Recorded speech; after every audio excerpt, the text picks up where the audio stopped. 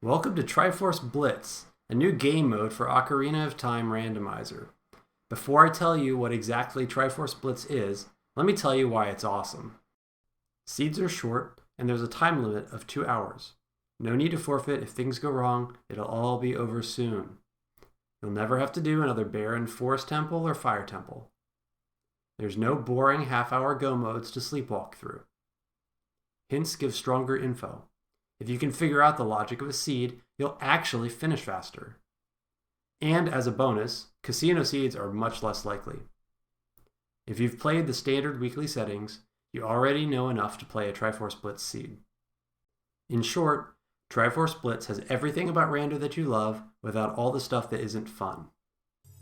So enough about why Triforce Blitz is great. Let's talk about what Triforce Blitz is.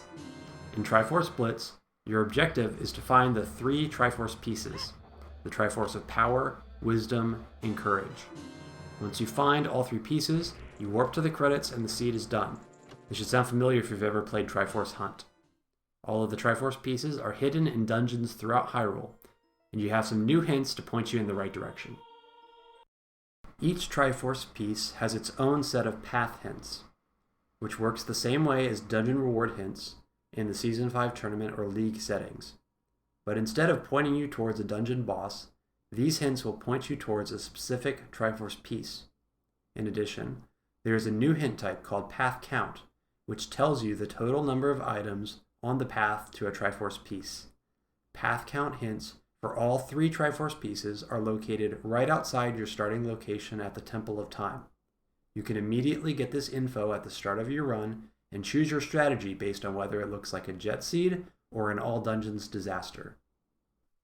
More features to speed up your journey are the removal of boss keys and the addition of a few dungeon shortcuts.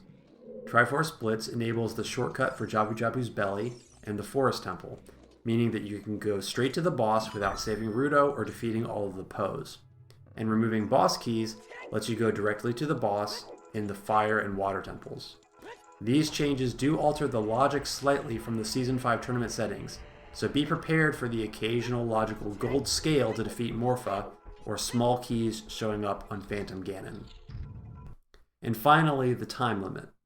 Sometimes it's just not going to be possible to find all 3 pieces in under 2 hours. If the timer reaches 2 hours and there's Triforce pieces left to find, your score becomes the total number of Triforce pieces found and then the time that you found your latest Triforce piece. You might be able to win your race even without finding all of the pieces.